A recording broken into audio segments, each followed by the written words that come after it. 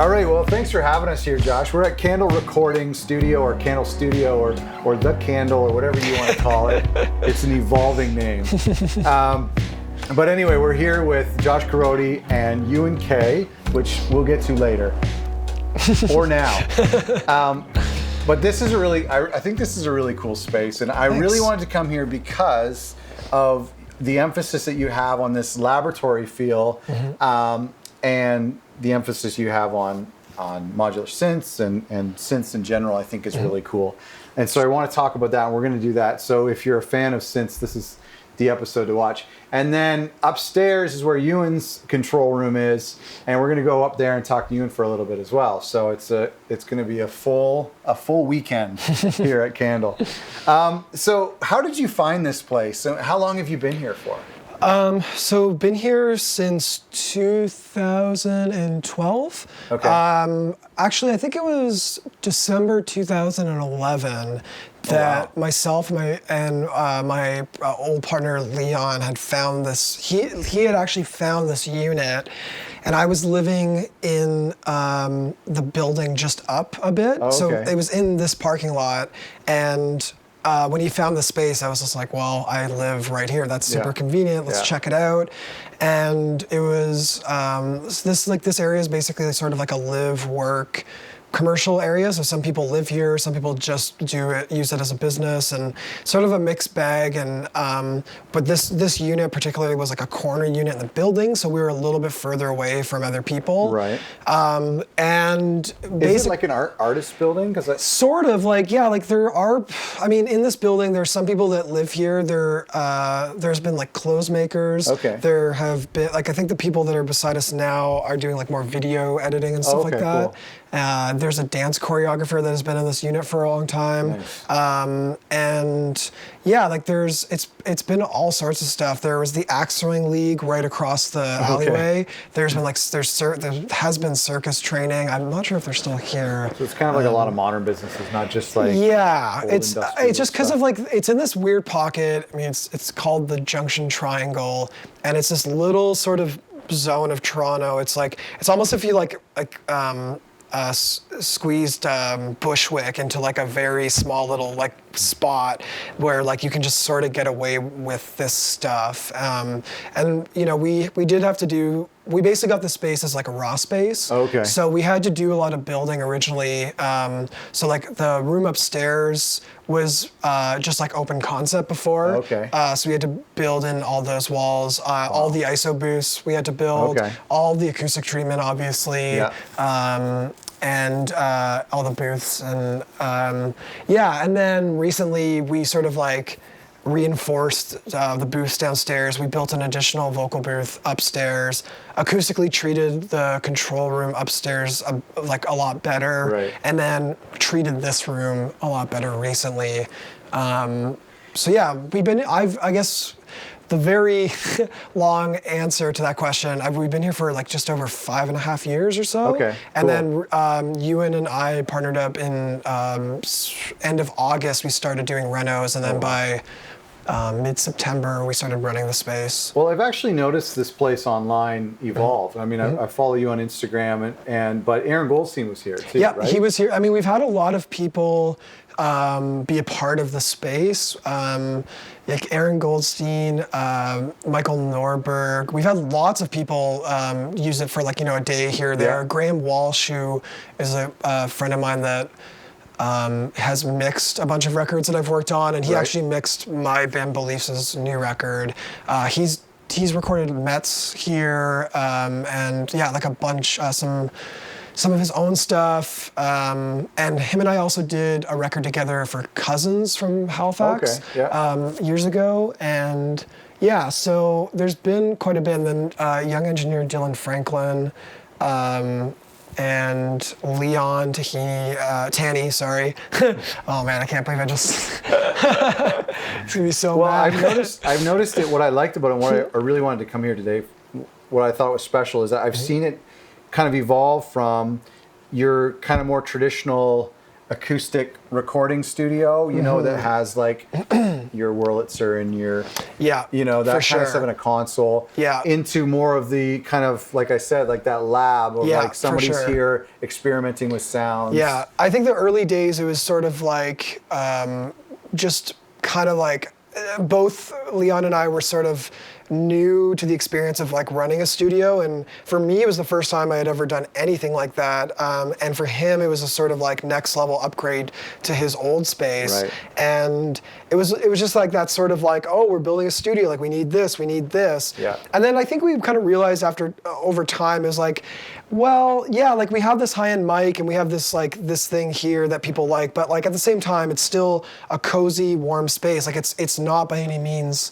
$1 million studio that has everything. So as time went on, I think we sort of like found what we were good at, which was having a really comfortable space and being getting better ourselves as producer, engineer, mixers, and just growing like this sort of mass clientele of really good artists that we've been able to work with, and it's grown more into like a hub than. So what did you do from Beliefs here? We've done every record here except actually the first one we had done in Leon's original space, which is now run by my friend Asher, who actually helped engineer our newest record at that space. So we had done. Yeah, the first record was done at Leon's old space and the Cowboy Junkies old studio. But the second record was all done here, and the new record was mostly done here as well. Okay, cool. Yeah. And then you've done, I saw you had Taylor Knox in here recently. Yeah, I did Taylor's whole record here, minus the mix. We ended up having to mix it at another studio because this studio got booked, and I just actually couldn't get in here. And we had an opportunity to work in another space that had a really good mixing environment. So we mixed it there. But who else have you done in here? We've done a lot of stuff. We've done stuff with, I've personally done stuff with Dilly Dally, Weaves, Fucked Up, Metz, and some other, Metz and Austra and Owen Pallet have been here with other people. Rural Alberta Advantage have worked here, Wood and Sky. And this reminds me a little bit of Gavin's room, a little bit. I mean, like lots of toys. Totally. And it's, so Gavin, not only like great guy and like a friend, he's actually been mastering a lot of stuff for me. Oh, cool. Like, that's right. He's been doing that. He's been like, he's just really, I don't know, he's really good with communication. He has really good ears. So like easy to talk to and very reasonable for what he's charging. So like he's probably been the person that I've used the most for mastering lately. It always seems like mastering engineers have like no affixed genre to them or no affixed style, but he does. Like he's got a bit of a. He has a. I mean, it's good. Do you like that? I think it's like I think for a mastering engineer, it's nice to not maybe be fully one way or the other. Like I think you can get away with just looking at it from a technical aspect of it. I think if you were to just take it too much to a musical heart, it's not totally a part of that process. But having a bit of like taste and like knowing enough different styles of music, and it's at the end of the day, I think as long as they're open to suggestions, and even if you have to show somebody like references, I think it's just. My biggest thing with mastering is I find the first one always sort of comes back a little bit as a surprise, and then you have to be like, no, more like this. And if they can just be like, oh, okay, cool, then that's the people that I really want to work with. It's hard with like they're not going to be willing to like sort of like adjust things a little bit. Okay, so I'm really excited to talk about this. I understand about like a tenth of it, and that's being generous, but. There's so many things I want to talk about. Did you see today that they announced that they're coming out with the new Poly? It looks awesome. It looks cool. Yeah, it looks really good. This is the mono, though, right? That's the mono. Okay. Yeah, and this one is like it's very reasonably priced. Totally. And it is very powerful for what it can do. But yeah, it is straight up like a mono lead bass synth. But it has a built-in sequencer, and it does have the ability to make somewhat like softer, nicer sounds. Oh, yeah. But yeah, like it's not a polysynth. Right. And I actually personally don't own any polysynths. It's like the one thing that I definitely should add. Yeah. Luckily, Ewan has a couple things upstairs. Like he Okay. has an OB6 desktop. Right. So I've borrowed that for a couple sessions. Oh, that's cool. And I have like a Casio that has some like sort of Sure. cheesy in a String cool and way stuff, string Yeah. and paddy sounds.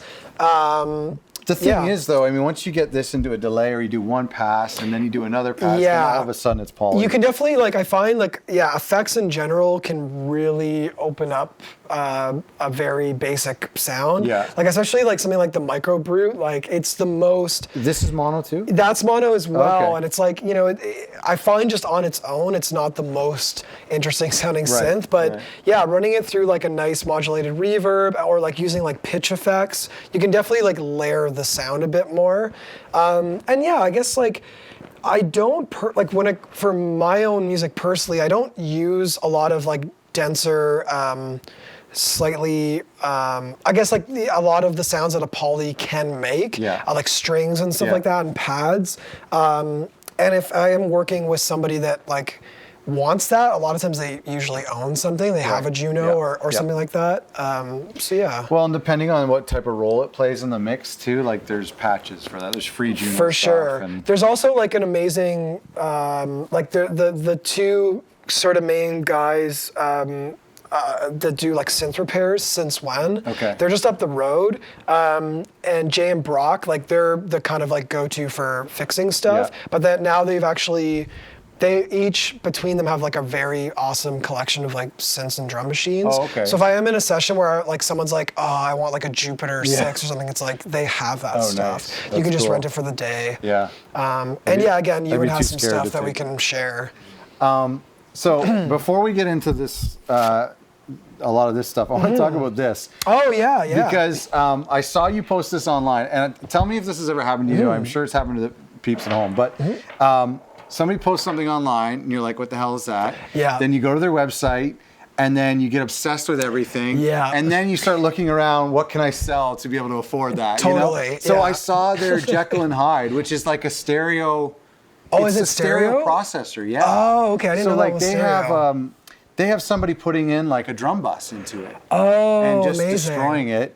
And like the labels on every VU that he has is different. Yeah, yeah. So how did you find out about these guys? This is, by the way, sorry, yeah. peeps get upset when I don't say what it is. But this is Retro Mechanical Labs.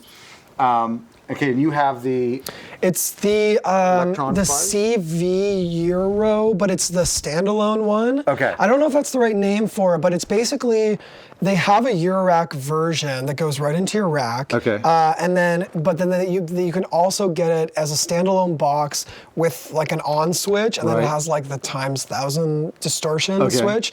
I got the standalone mostly because I could take it around with me. can it be used as a guitar pedal? Or? It can, but it's Okay. 1/8 inch in and okay. out. So Okay. like I mean, when I've started getting more heavily into the Gyro Rack stuff, I had made like a bunch of these. Me and my friend Mike, he had built. okay. We had built these Nutric cool. mono quarter to mini jack. And that works fine? That works fine. Great. Or like, I mean, sometimes I'm lazy and I just use like headphone adapters. Yeah. But yeah, Yeah. I mean, you could totally use it as a guitar Okay, cool. effects. But I mostly got it to use to process synths and drums. Right. So yeah, it's like a distortion with a built-in oscillator. It's sort of like. The only thing I could really say that it reminds me of is like a Fuzz Factory, because it has the built-in oscillator, Right. but a little bit more options as far as like processing. Like there's also a bleed out, so you can either have like 100% just the Heard, distortion, pain, bleed out. yeah, or you can crazy. like mix a bit of the dry signal back. Oh, and okay. and then with these, all what gets deep with the Gyro Rack stuff is like all this, not all of it, but a lot of it is CV-able. Right, okay. So you can just get like slightly interesting, rhythmic things happening with the distortion. Yeah. I find I don't really CV distortion a lot, but it's just a nice thing to have. Right. How did you find out about Retro? It was Mechanical Labs? I think when I I got really obsessed with pedals for a couple years. Like it was just sort of like all that I was like interested in, and because of that, I sort of started finding a lot of these like smaller companies. Some of them are big now. Like I remember like buying like earthquaker devices, and that was like a very new sort of like they only had a few pedals, and some of them are a lot bigger now. But this one just sort of popped in like my Instagram world, and I was just like, man, the aesthetic of it is just so cool. Like it looks like an old tube comp or something like that. Yeah. And then it's like you have to believe in aliens to use these. Totally. And then in the last while, he was mostly posting it as like guitar effects and stuff. And then he recently got like a drum machine and then maybe, or something like that. And then started getting into Euro and started like sending a lot of that stuff in it. And it just sounded so good. That's great. Yeah, I just kind of went through his whole site, and a lot of people have some demos of the different stuff it can do. And for sure. I like when a unit, to me it reminds me a lot of the Fairfield circuitry. I don't know if you have any of those guys. The Quebec pedals? Oh yeah, exactly. Yeah. It reminds me of that, where it's like, first of all, none of the knobs make sense. Yeah. Like, they're not going to describe what they do. Yeah, that's the one thing. Like all the knobs on this thing, it's like the opposite. A lot of them, like the more it is, it's all to the left. Oh, okay. I'm still kind of getting used to it. Okay. But yeah, it's pretty wild. Yeah, I love stuff that just has a mind of its own. Yeah, for sure. Yeah, I mean, it can essentially, especially with the built-in oscillator, it can just sort of like go haywire and just do its own thing. And you got to take a picture of it before you forget. Yeah, and there's just something about it being more of like this, somewhere between like a pedal and like an effects box, that your mind gravitates more to like, I'm gonna run this drum through it or this synth. Yeah. Whereas like sometimes with guitar pedals, the way they're made and how they're sort of set up, it just doesn't feel like something you would do as often. Okay. But yeah. Do you use guitar pedals in this setup? Sometimes, like, depends what it is. Sometimes like delays and reverbs and pitch effects and distortions as well. I find some of the distortion pedals that I have that I normally wouldn't use on guitars as much sound really great with this stuff. Oh, okay. Like sort of like cheesier digital. Like I have like what is that? Like the distortion factory and like the heavy metal and like a lot of different fuzzes, like the grunge pedal. I see what you mean. Yeah. I guess like I don't know what it is. Like I think maybe some of the more ideal guitar pedals sort of like, they really think about your tone and try to fit within what a guitar sort of how it sits frequency-wise. Right. But those pedals just sort of like go from like, 0 to 20, so they can really like withstand all this like extra high end and low end. Right. Yeah. I think that's what's happening. Well, it's interesting how you're right. It totally responds different. When I put my Moog through some of my pedals, even just like a linear boost, all of a sudden it turns into like a razory sound. Exactly. Like very sharp. Yeah. Whereas with the guitar, it doesn't do anything except raise the volume. For sure. It's so weird. Yeah. So I don't know very much. This is called a Gyro Rack, is that right? Yeah, so Gyro Rack is basically the format of this modular synth. It was like Dofer had made the format to fit in like standard 19-inch studio rack. Yep. So it was this miniature, cheaper way to have like a Moog 5U cabinet sort of setup. Okay. And when he first started, there was only like a few companies. Yeah. And it just kind of really like has grown like astronomically, especially in the last like 5 to 10 years. Like even like I got into it like 3 or 4 years ago, and even in that period of time, there's just so many more companies. And I compare when I got into it versus when it first started, like it's just grown to I really am interested in it, but I find it so intimidating. It's very intimidating, and I guess the sort of everything that I can say about Gyro Rack in the most positive sense always has the catch-22 of the negative sense. Okay. It's like, well, you have every option, but then it's like, but you have every option. It's like, you can build like your own custom thing. It's like, oh, you can build your own custom thing. It's like, yeah, but like, how can I just like contain myself to like stop? Right.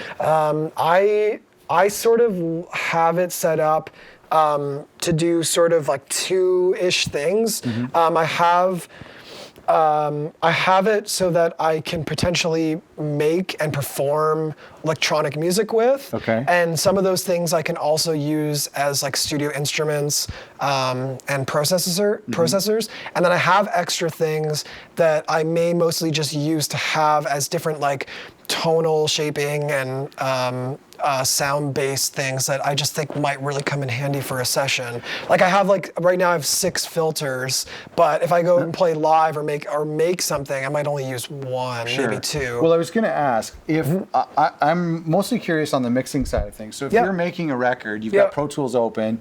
How do you use this on a session? So it sort of depends. If I am working on a record that allows for more like electronic instruments, I'll go as far as make percussion sounds, bass lines, like lead lines, like how do you sync? Sorry, I'm going to interrupt you. But how do you sync the percussion to Pro Tools? So I use the BeatStep, the Arteria BeatStep Pro.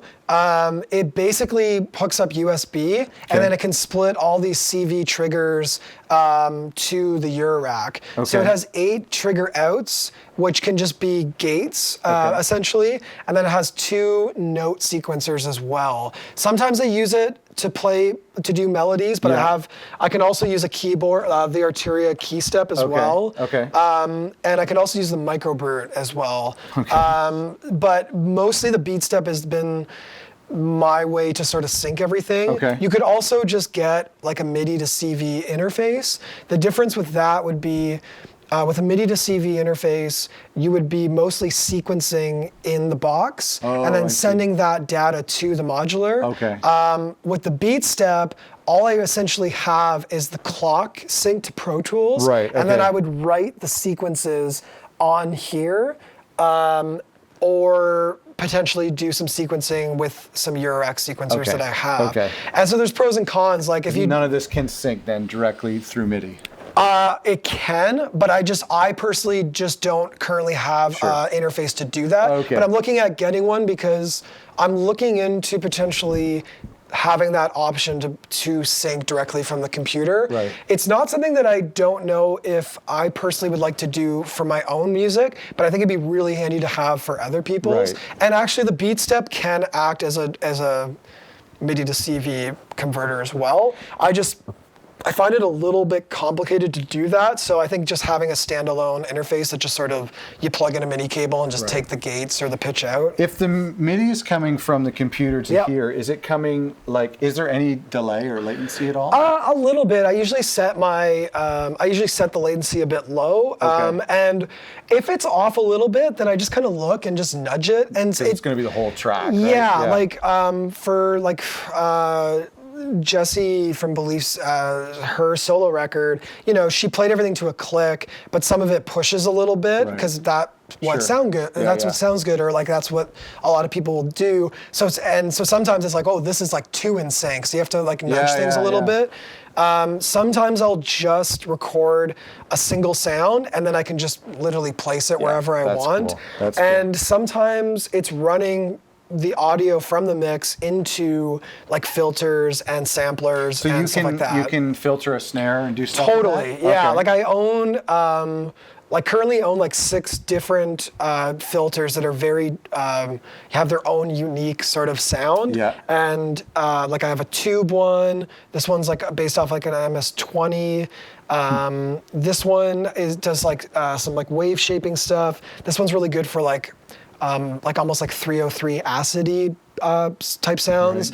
Polyvox is a very classic sound that I like for like high-end stuff. And then this thing, the Plague Bearer, it's a distortion filter. You're able to filter frequencies, but the sort of like special thing about it is just the fact that it just distorts things to all ends. So what other kind of things would you send through here?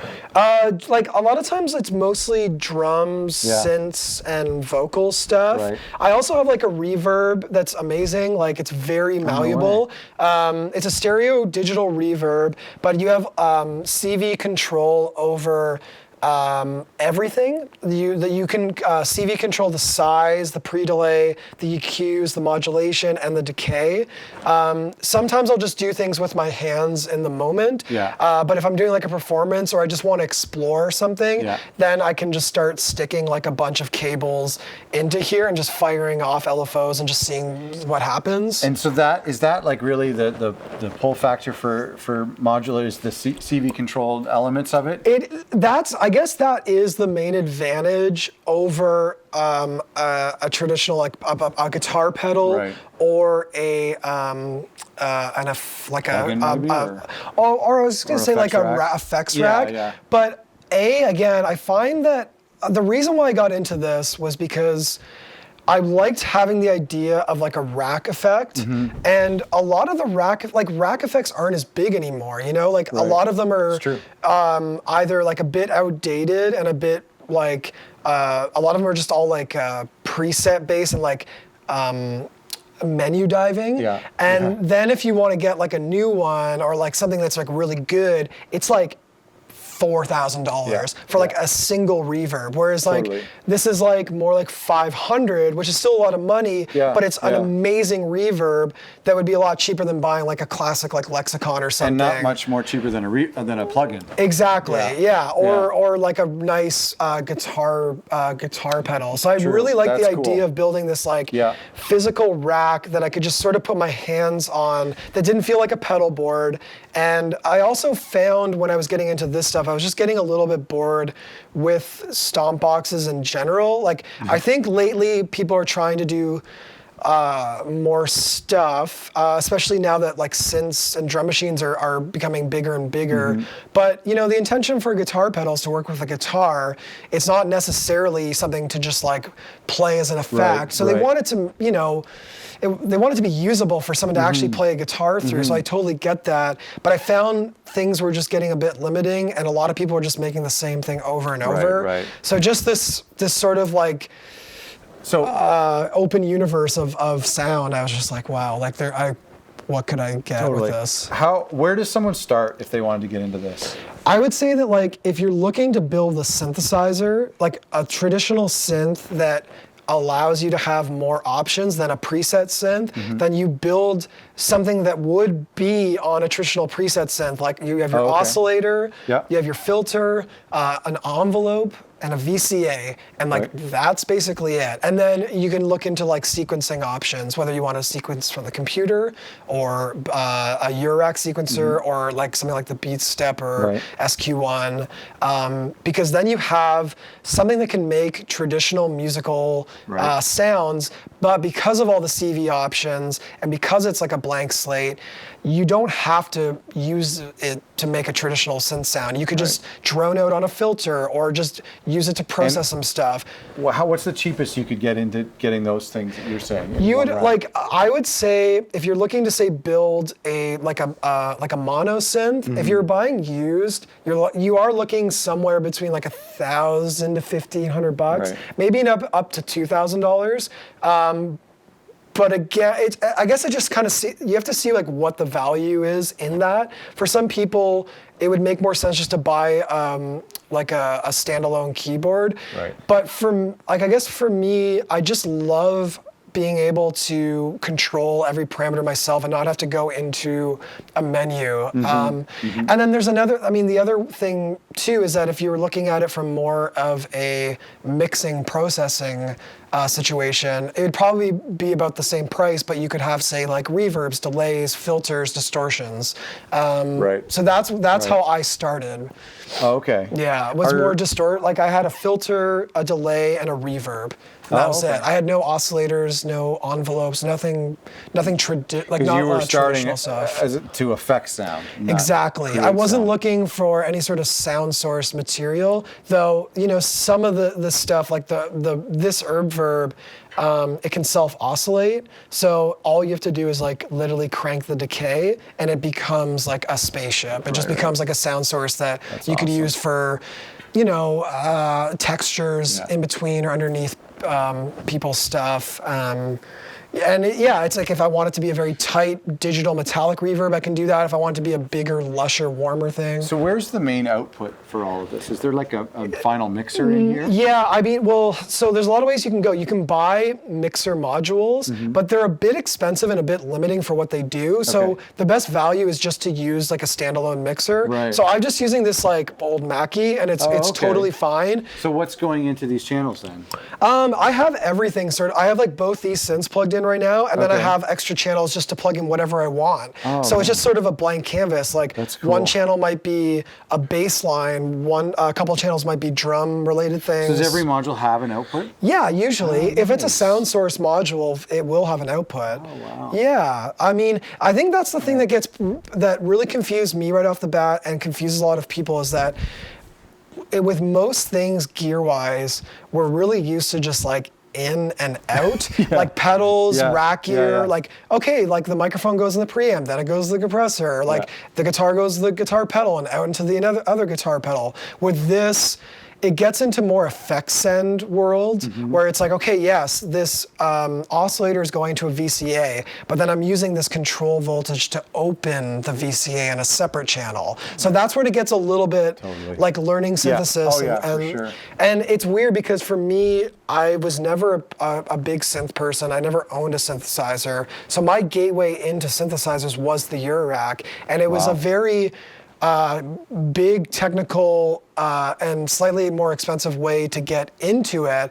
But the one satisfying thing about it was that after I started to learn it a little bit, now when I go to a keyboard synth, I'm just like, oh, this is so easy, I understand this. Like obviously some of the bigger, more elaborate, expensive synths that are coming out, I mean, I'm not going to say that I can just jump on them, but I understand like the basic components. It's like I understand that now. That's great. So So are you done, or how? This what's is the finish line for you? I don't know if I'll ever be done. This is what I've been mostly.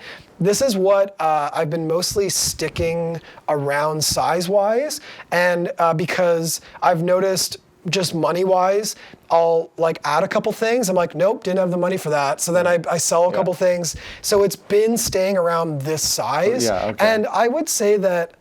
I definitely don't need to have this much. Like I totally could stick to maybe 2 rows, maybe 3 tops.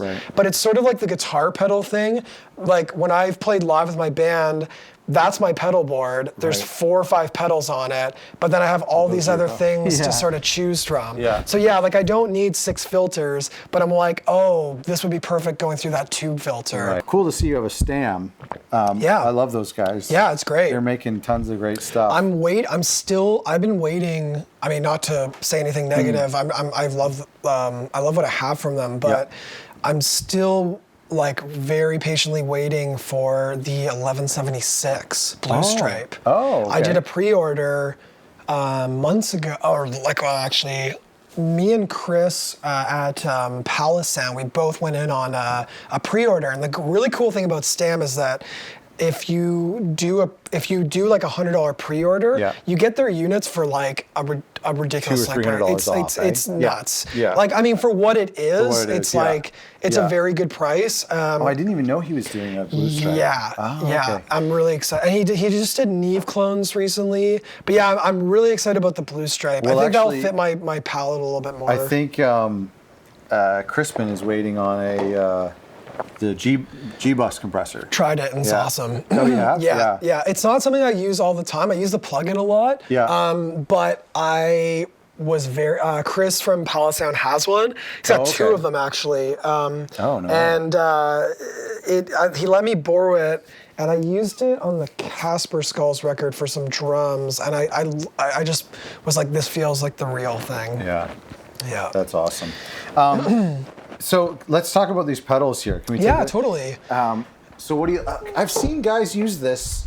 What is this? So when we were mixing our record with Graham for Beliefs, he's got a great effects setup as well. He's like a total effects junkie, and a lot of the things we were doing were running sounds through his Holy Fuck pedal board, or like his rig essentially, which is like a table of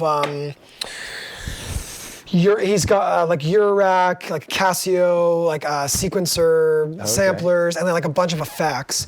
And one thing he was using was like the Moog Ring Mod. Okay. Very expensive for what a ring. I just think Ring Mod, it's not something you want to use all the time. I mean, I'm sure you can find more ways to use it, but I was looking for a more affordable Ring Mod, and someone on All Buttons had posted this. So I figured for the price, I'd get a Ring Mod, plus it has all these other things. And to be honest, the Ring Mod is, I think, the least best thing on it. Okay. But it has amazing like filtering, bit crushing, reverb, like pitch delays and stuff. Wow. And every single effect can either be fuzz or fuzzed out or clean. Oh, wow. So like I now that most of my pedals are more meant to be used on people's records and less for myself to click on. Yeah. I've been finding I'm more interested in buying these sort of little like secret weapons that can do a few different things. Around a bit, yeah. Yeah.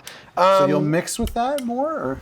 I'll use it for mixing, but I use it on a lot. This has mostly gotten busted out when I'm recording a guitar player and they have your sort of like typical maybe delay, fuzz, whatever, like stuff that is cool, but like not too out of the ordinary, and we just want to like add an extra sort of layer of like interestingness or weirdness. Maybe it won't get used, maybe it will. That's when like I'll bust out this, and it's like all of a sudden like I've made like a guitarmony or some sort of really bizarre thing happen to the sound. And, like you'll mult it out to another amp? No, usually just as like a dub. My process personally is layering a lot. Like I used to have more amps and stuff, but now I like, honestly, my favorite thing now is like one versatile amp.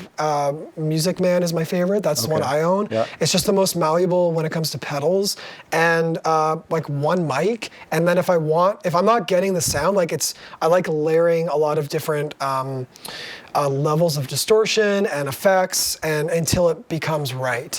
That's just the way that I like to work. But yeah, like for the last few years, like a lot of the records that I've done have been more guitar based, and it's been really helpful to walk into another studio or people coming in here and being like, like you have a pedal board and you have a bunch of stuff, but then there's all these other palettes to choose from. So I have a lot of fuzz pedals and distortions. What are some of these custom ones? Yeah, so like this one's like a Klon Centaur clone, which is pretty just like nice overdrive. I got that recently, and it's been really nice for when if someone doesn't have anything that's just a little bit more neutral.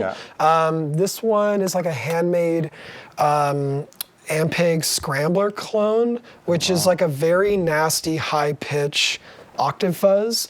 To me, this sounds like a lot of like 60s, like psych, like it sounds like the Stooges to me, like 70s, or this thing where it almost like doesn't sound big, but it's so dirty that your ears almost think it's big.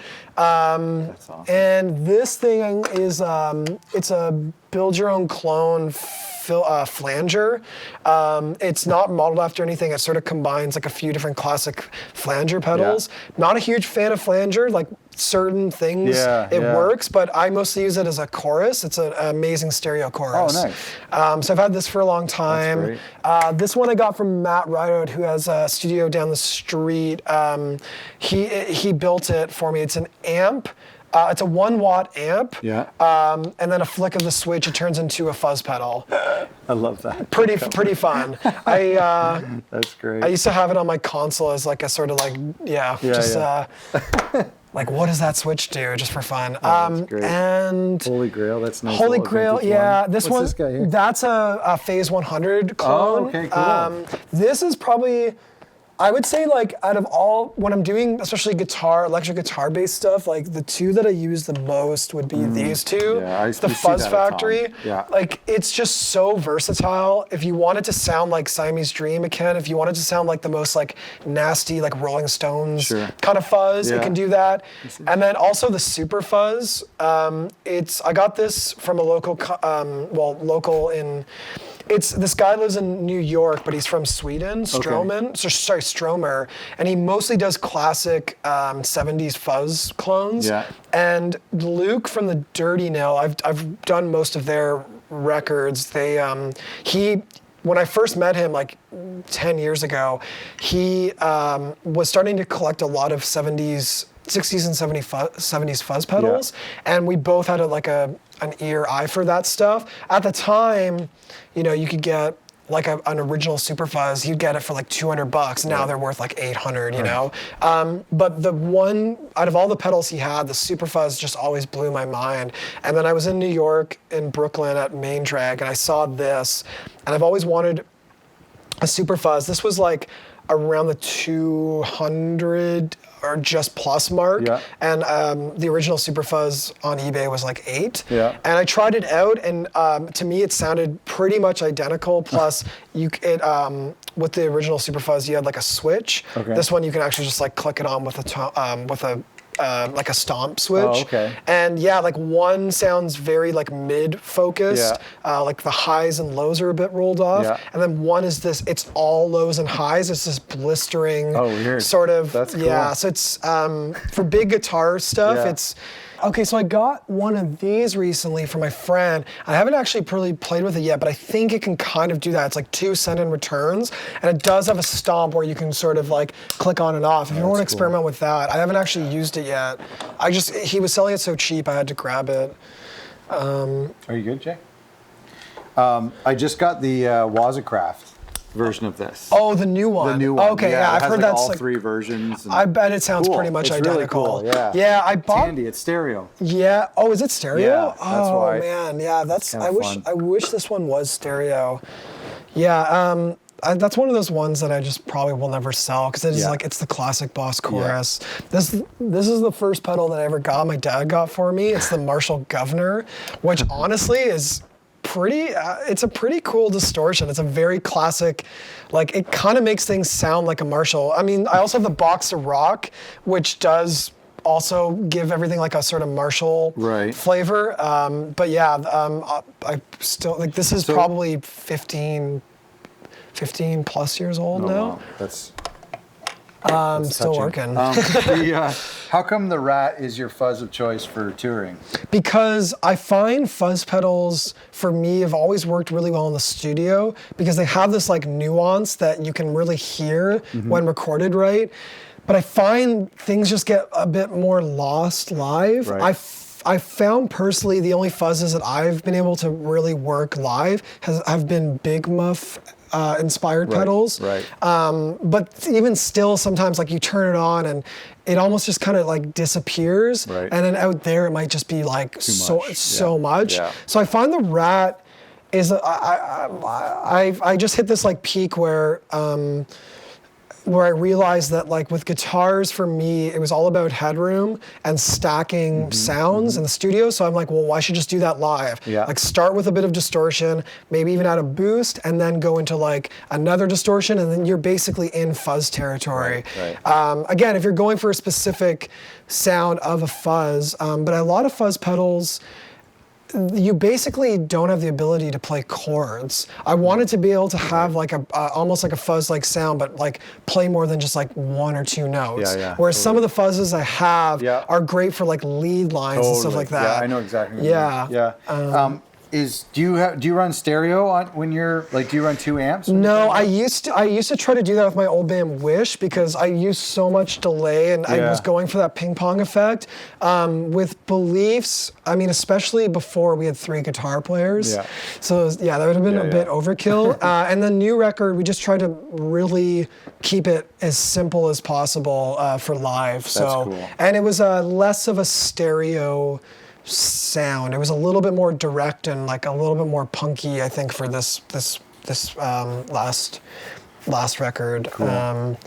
And yeah, I got a little bit into trying to build stuff. Like the only thing I really successfully built was this Tone Bender clone. I built a couple of these. I would love to be able to do that. This one was like fairly easy. Like the first one took me like 7 hours. And then I went to go build it again. And because I had already done it once, I built it in like 2 hours. And it was a really satisfying thing. Like an online kit? Oh, okay. At the end of the day, you're not really saving much money, but if you're really interested in just like seeing what it's like, it's worth trying, I would say. And I kind of realized it's not for me, the time it takes and how not great at soldering. But then you have one of these in your studio that look cool. Yeah, I mean, it's like, it's a nice thing to walk around, or to just have it there and be like, cool, I made that. Yeah.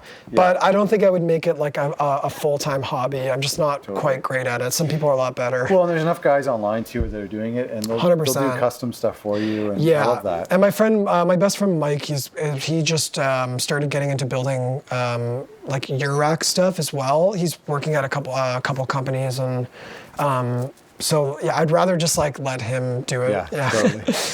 Cool. So yeah, like right now, I have MIDI clock set in Pro Tools to the beat step. So whether you're using a MIDI to CV interface or this, so pretty simple and set a low sample rate. Yeah. I start on a bar, a normal bar. And so nothing's going until you're moving, right? Yeah, exactly. So if I just hit play. Amazing.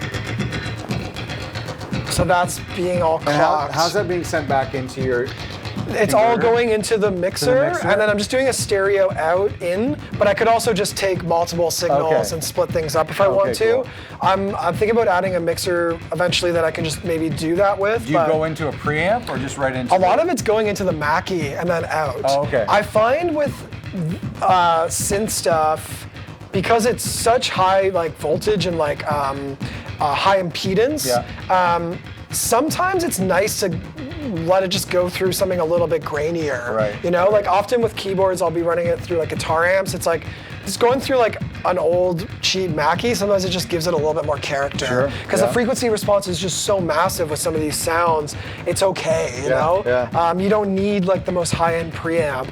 But yeah, so I have drum sounds coming from like some samplers, but also my favorite, like one of my most used things is this BD9 kick drum by Hexinverter. They're like a Montreal company, Canadian company, amazing guy, Stacy, that builds all this stuff. It's like 808, 909 clones. So I use this for like generating like a lot of different kick sounds that I can mix in with others, whether I want like it to be more of like a hip hop kick or like a more like electronic techno sort of thing. It can get really distorted, which is really fun. And then I have like just like a basic oscillator going into a filter.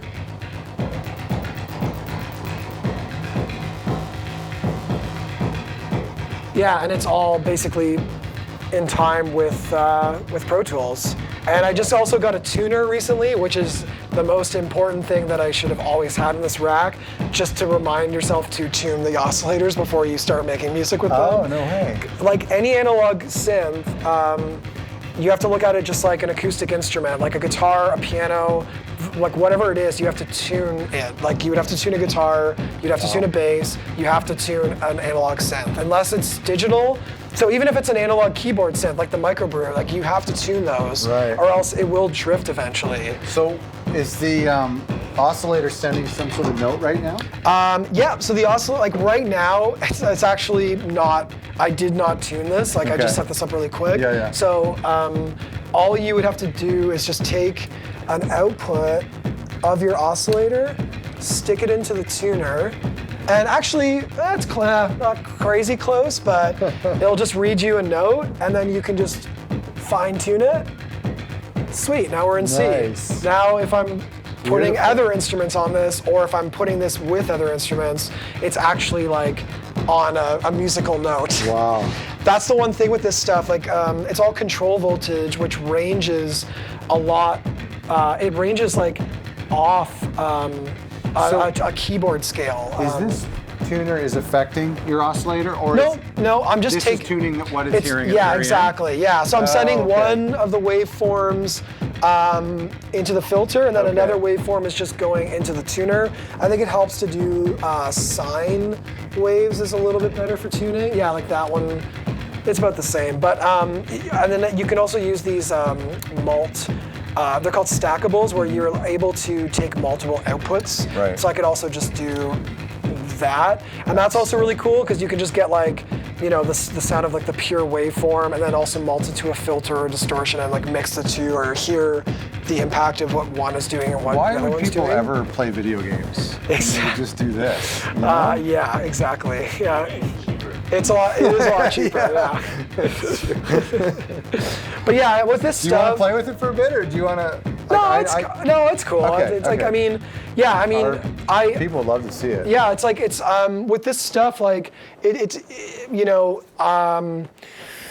can play it in different ways. Like sometimes I'll set up a lot of sounds and have sequences playing them, and sort of like, have everything in a mixer and sort of like bring things in and out, and that's sort of the performance aspect of it. Okay. Sometimes you can do something like do like a sort of self patch where you're using a lot of modulation to almost like perform a piece for you. You can have like LFOs and things sort of like interacting with each other, and that just becomes like one loop of music or piece of music. Right. You could set up a rack in a way that you could almost just like hit a button and it just lets go, and you could just walk away.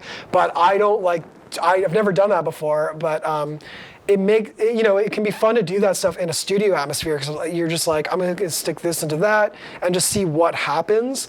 But in a performance atmosphere, I personally like to sort of take all my individual sounds and put them as like almost like a mini orchestra, and I can sort of like perform those sounds how I want to, and sort of like on the fly play with different sequences. And do you tour with any of this stuff? Yeah, like so when I do my Nailbiter stuff, it's essentially what I do commit to is I usually commit to either, there's two formats for these cases. There's you can have as many as you want, but the two standard ones is 84, which is like your standard rack size, and then there's 104, which is just like a Gyro Rack size where you're able to just fit a little bit more width. Okay. So I have promised myself that I'll mostly only perform with no bigger than this case or a 104 6U, just because of like space and also just like too many options. Yeah.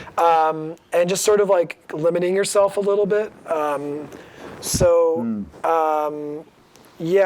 I basically, when I go and play live, I mostly just have like 2 or 3 rows and a mixer, and the most extra stuff I'll have is maybe an extra effects pedal if I'm not using the effects in there. I need extra effects. Sometimes I'll bring this out, but I can also sequence with this. And I like having other things because, like, maybe I'm in the moment to want to do slightly more atmospheric stuff for a set, so I'll use maybe 1 or 2 modules that are really good for that. And maybe if I want to do a more beat-driven set, I'll have more of my percussion modules, and that's sort of how I kind of. It's hard to do like everything in a small case, but I don't. And it'd be really fun to be able to do a set where I just have everything at my disposal. And I have done stuff like that sort of before, but it can also just be like a little intimidating. Right. I don't want to get too lost. It must be a pain in the ass to move it there. Yeah, a little bit. And also, like, if you have multiple cases, you have to like cross patch the cases and stuff like that. So I try to keep it like. Can you put the lid on and keep things wired up? Yes, totally, and that's a very important thing. The only thing that you have to usually unplug are these stackable cables.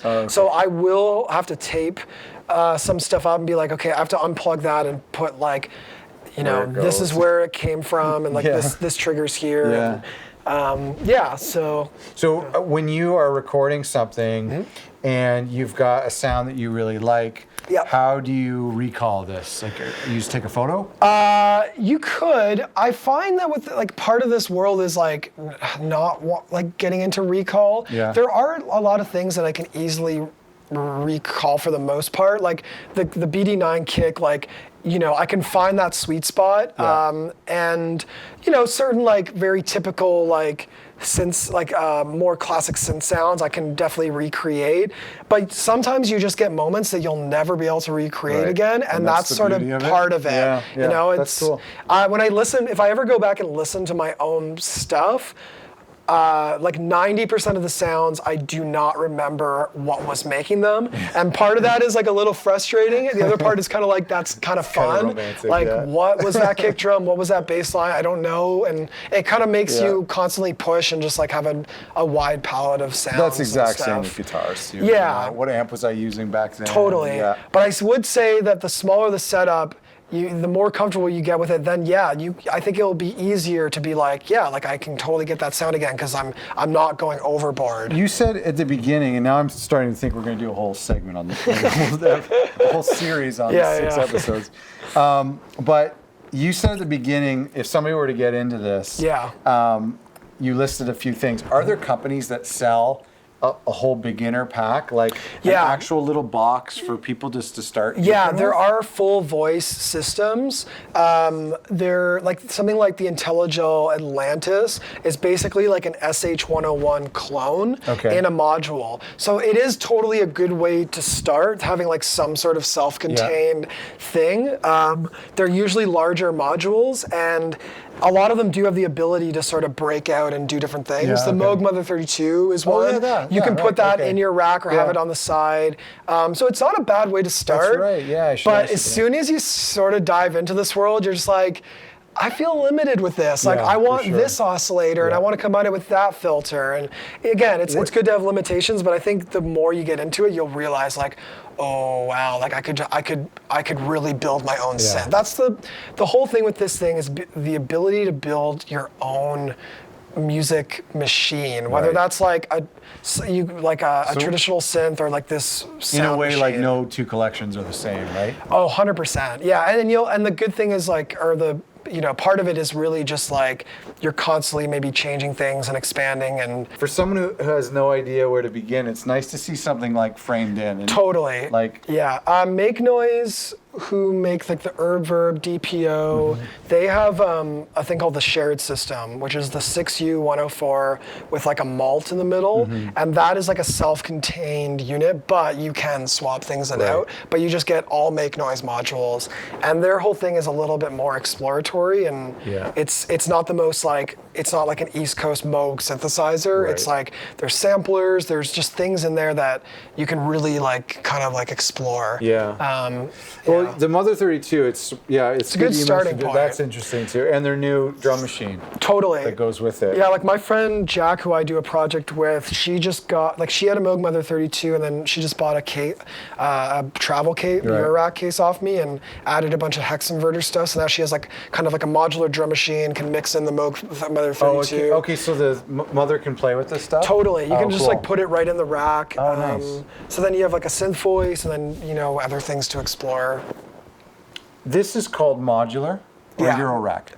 Well, it's a modular synth, and Gyro Rack is the format. So it's like there another format? Yeah, 5U would be like the classic Moog style format. There's also Buchla, which is like the West Coast original format. All this stuff is essentially made after Moog and Buchla inspired things, and then obviously there's some like in between and newer innovations and stuff like that. But a lot of it does come from somewhere. Like this is a Buchla inspired complex oscillator. So it's not like Beta VHS where there's two completely parallel things happening and you're either part of one crowd or part of the other? Well, a little bit. Like if you're into like the 5U stuff, it's like a larger cabinet. It uses 1/4-inch cables, and the 5U stuff it sounds really good, and it's bigger and it's more tactile, but it's a little bit more limited. It like stays within a certain sphere of like 70s like synthesizer sounds. So you can get some amazing rich sounds out of it, but they don't necessarily make like maybe there are more options now, but they're not the first. You wouldn't go to them if you're like, I want a reverb module that can like be CV'd and do all this stuff, or like a granular sampler and stuff like that. This is crazy. Yeah, so Gyro Rack is like the 500 series. Okay. That's basically what it is. Yeah. Like these are all preamps and compressors and stuff, but it's in the 500 series format. But they're all under the same umbrella of the instrument, which is the modular synth. Yeah. Thanks for watching, folks. Thanks, man.